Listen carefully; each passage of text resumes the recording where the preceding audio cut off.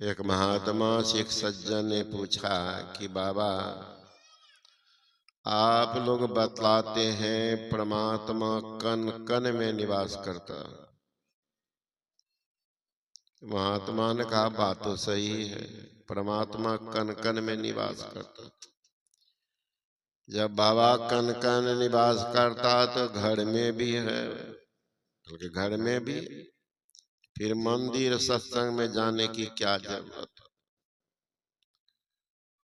महात्मा ने कहा कि बेटा, जब जोर की धूप होती है तो हवा उसमें भी बहती, धूप में भी हवा चल रही है, लेकिन शांति छाया में जाकर के मिलती है। शांति छाया में मिलती है, धूप तो हवा में भी। उसी तरह से कण कण में परमात्मा है, लेकिन शांति संत के चरण में मिलती है। इसीलिए वहां जाने की जरूरत है। जो बात दवा से हो न सकी वह बात दुआ से होती है। मुर्शिद कामिल मिलते हैं तो बात खुदा से होती है।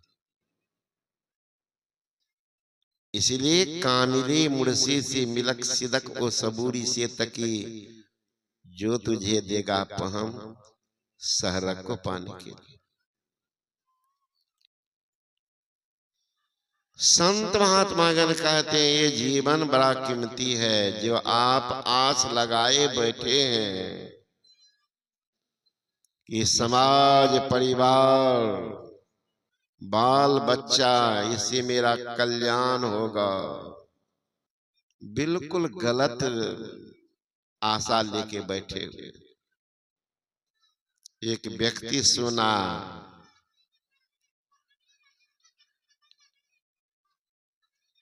कि हरिद्वार में लाखों संत महात्मागण रहते, दर्शन करना चाहिए। बड़ा खुशमिजाजी था, धार्मिक प्रकृति का था। चला गंगा स्नान कर आया, ट्रेन पर बैठ गया, भजन गा रहा है, मुस्कुरा रहा है। यात्रीगण पूछी, बाबू तो बड़े धार्मिक प्रकृति के हैं, बड़े देखते हैं एकदम मन मिजाज बड़ा खुश। पूछ बैठे यात्री जो बैठे थे कि बाबू कहाँ की यात्रा की हैं?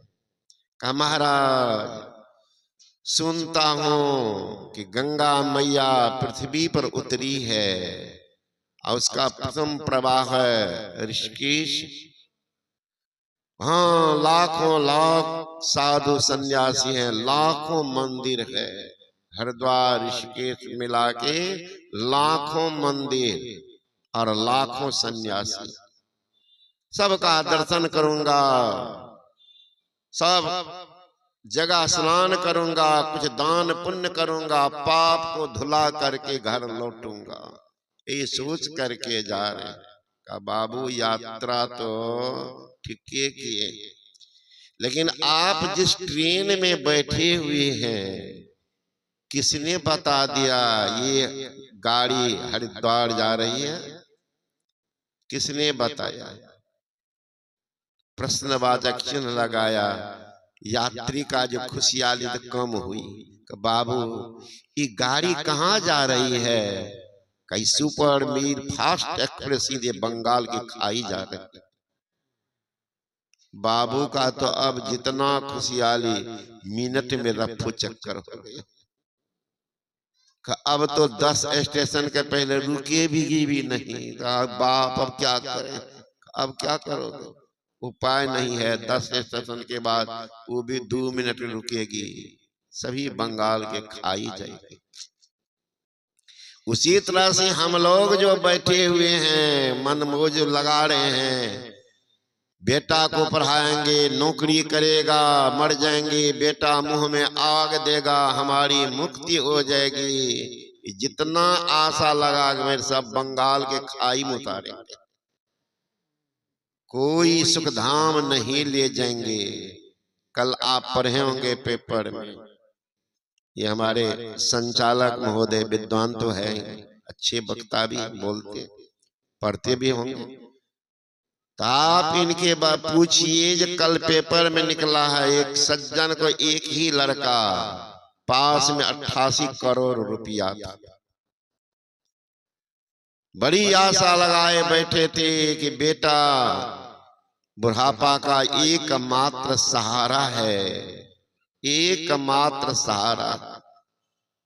शादी किया था, पुतोह आके घर में कहती है ये बूढ़ा रहेगा तो मैं नहीं रहूंगी, मैं रहूंगी तो बूढ़ा नहीं रहेगा।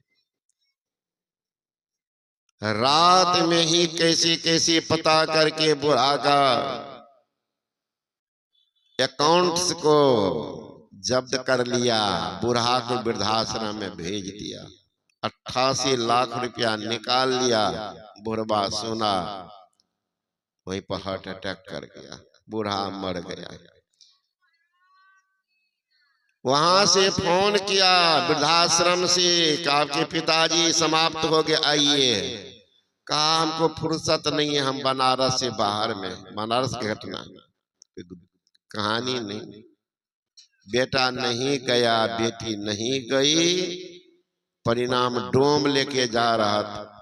लेकिन वहां तो धार्मिक प्रदेश है प्रयागराज, हिंदू धर्म के लोग उनका दाह की संस्कार किए।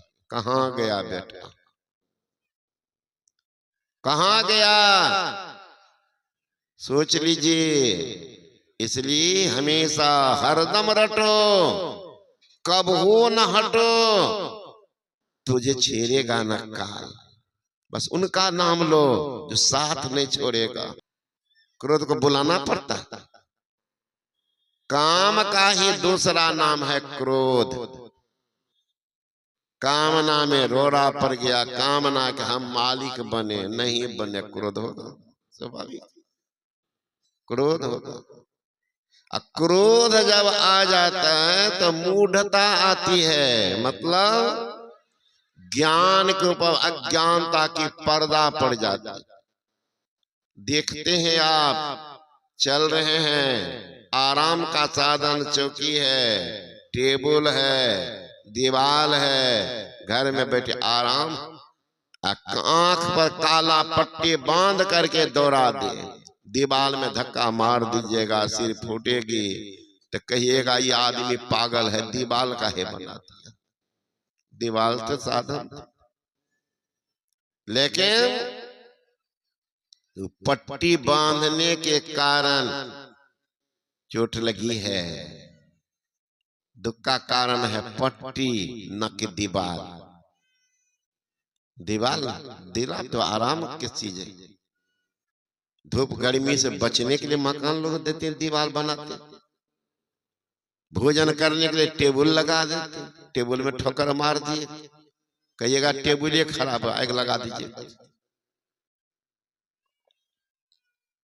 उसी तरह से निर्णय ज्ञान करता है, अज्ञान के ऊपर में अज्ञानता की पर्दा पड़ गई, निर्णय कौन करेंगे, उसी से मैं जो न सो कर बैठते।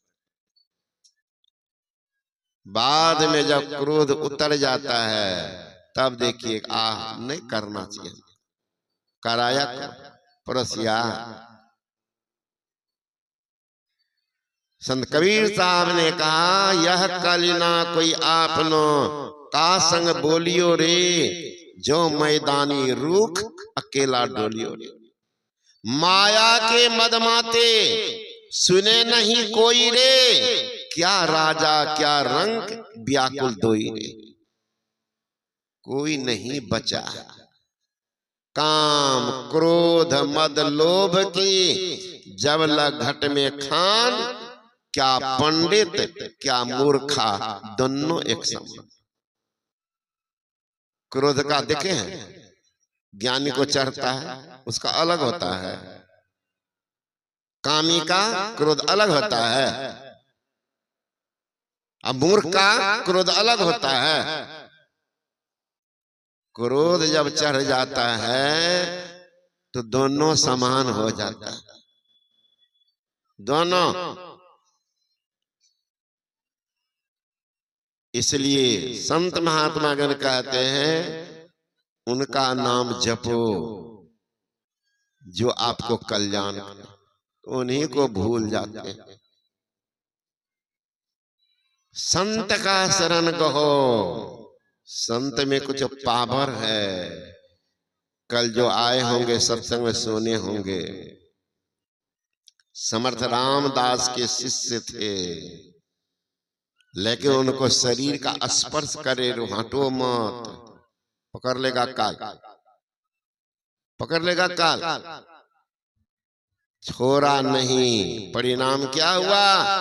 हस्तरेखा है, हस्तरेखा में लिखा हुआ है कि कल सुबह में इनकी मौत है।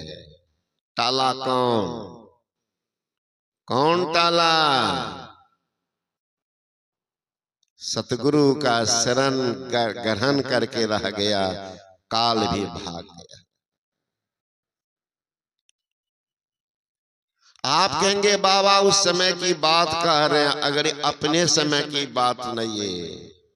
मुझे तो सौभाग्य मिला है ना, हमारे विद्वान संचालक बोलते हैं बड़े महात्मा, तो मुझे लज्जा आती है। लेकिन एक बात की खुशी होती है, मुझे सौभाग्य मिला जो संत मत में बहुतों को नहीं मिला। गुरु परमाराध्य सदगुरु महाराज का सानिध्य है।